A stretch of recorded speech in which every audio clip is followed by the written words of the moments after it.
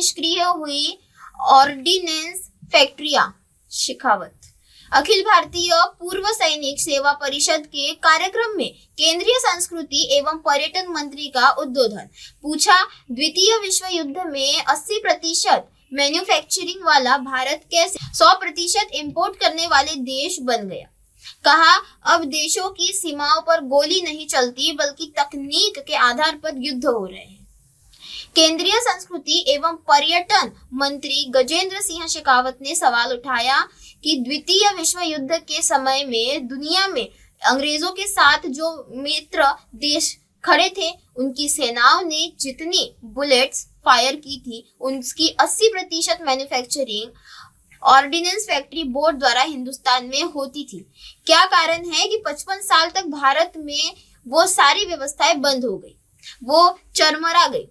हम 100% इंपोर्ट करने वाले देश बन गए। मंगलवार को अखिल भारतीय पूर्व सैनिक सेवा परिषद जोधपुर प्रांत की पश्चिम राजस्थान उद्योग हस्तशिल्प उत्सव 2026 में केंद्रीय मंत्री शेखावत ने भारत की सैन्य शक्ति, ऐतिहासिक गौरव और विकसित भारत 2047 के आर्थिक रोडमैप को विस्तार में प्रस्तुत किया। उन्होंने कहा कि जो देश रॉकेट बना सकता है, जो देश मिसाइल बना सकता है, जो देश ब्रह्मोस बना सकता है, वो इंसास की गोली नहीं बना सकता था।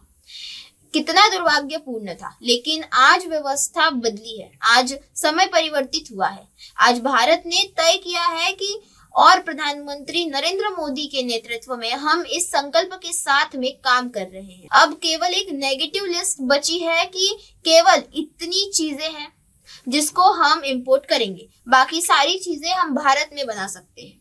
केंद्रीय मंत्री शेखावत ने कहा कि तेजस से लेकर ब्रह्मोस, एंटी मिसाइल जितनी भी हमारी टेक्नोलॉजी है, आज पूरी दुनिया लाइन लगाकर हमारे पीछे खड़े होकर खरीदने के लिए अनुग्रह करती दिखाई देती है। उन्होंने कहा कि आज रूस यूक्रेन के बीच 3 साल से युद्ध चल रहा है। उस युद्ध के बाद में यह स्पष्ट मैसेज पूरी दुनिया के सामने कि आज के इस तकनीकी के युग में केवल लड़ाई सीमाओं पर नहीं होगी, सैनिक सामने बंदूक दे लेकर नहीं लड़ेंगे। अभी ईरान इजराइल के बीच में टेंशन हुई। दोनों देशों के भौगोलिक सीमाएं मिलती नहीं है।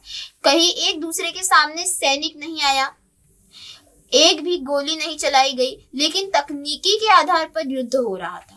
आज के समय में anything and anything can be weaponise, इस तरह का वफेयर होगा।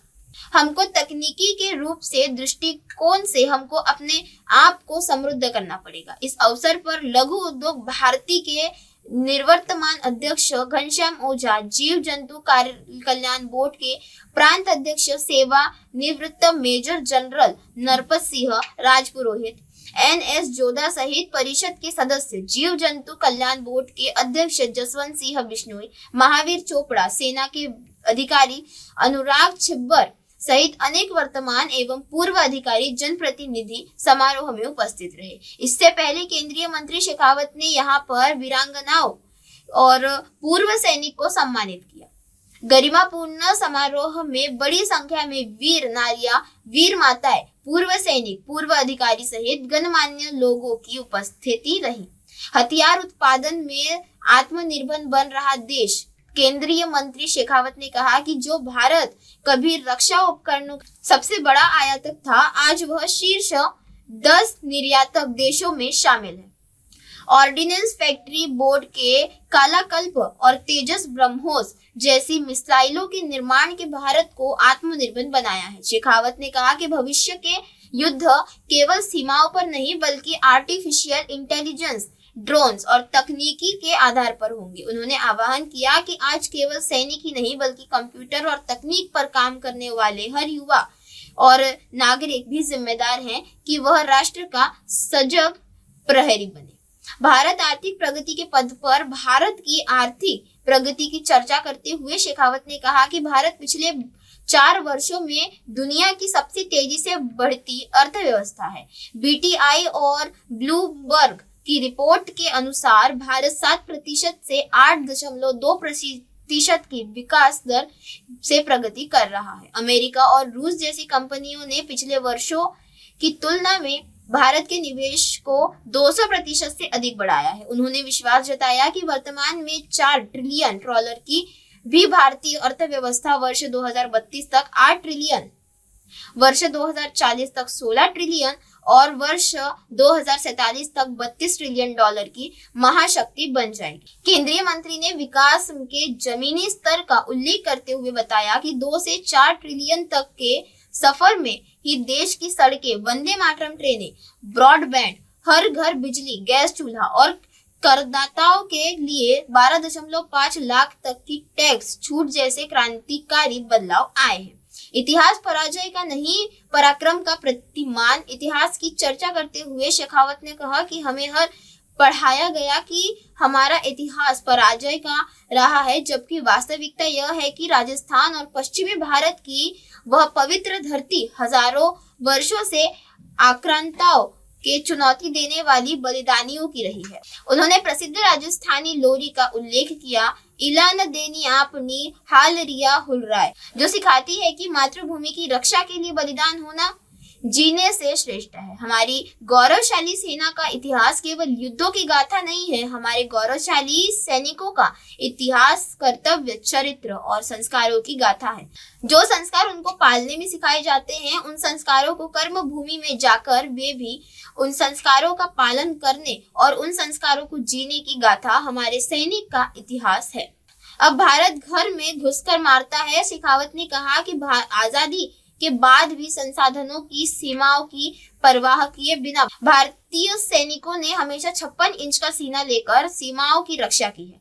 मेजर शैतान सिंह और उनके 120 योद्धाओं के अदम्य साहस का उदाहरण देते हुए कहा कि संस्कारों की ताकत ही सैनिकों को अंतिम सांस तक रणभूमि में डटे रहने की शक्ति देती है। सैन्य शक्ति पर चर्चा करते हुए उन्होंने कहा कि 1947 से लेकर कारगिल तक दुश्मनों ने भारत की शांति को कमजोरी समझने की भूल की, लेकिन अब नया भारत है। सर्जिकल स्ट्राइक और एयर स्ट्राइक के माध्यम से भारत के नेतृत्व ने पूरे विश्व को स्पष्ट संदेश दे दिया है कि भारत की भूमि के खिलाफ रचे गए किसी भी षड्यंत्र को अब स्वीकार नहीं किया जाएगा। अब भारत घर में घुसकर मारता है। प्रधानमंत्री नरेंद्र मोदी के नेतृत्व की सराहना करते हुए शेखावत ने कहा कि आज दुनिया के किसी भी मंच पर भारत की आवाज को दबाना नहीं जा सकता। वीर और वीर माताओं के सम्मान की परंपरा अंतर्गत सुदृढ़ रही है। यह आयोजन केवल एक औपचारिक सम्मान नहीं है, बल्कि राष्ट्र द्वारा वीर परिवारों के प्रति अपनी संवेदना व्यक्त करने और उनके ऋण और उन्नृण होने का एक विनम्र प्रयास है।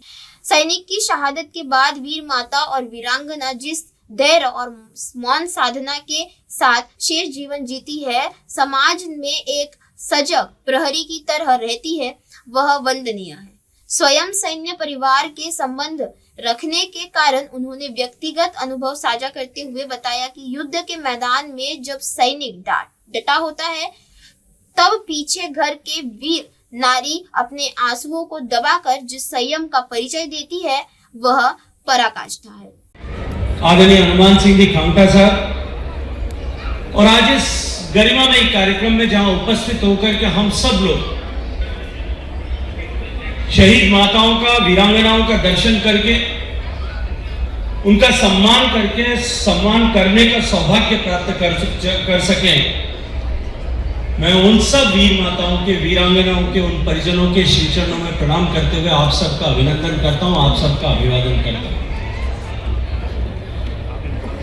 मित्रों, हमारे भारत में प्रगति के लिए आंतरिक शांति बनी रहे, उसके लिए अनेक कुर्बानियाँ दी है। अनेक वीर माताओं ने अपने बेटों को और वीरांगनाओं ने अपने सुहाग को, वीर बहनों ने अपने भाइयों को, अपने कलाई की राखी के अधिकार को खोया है।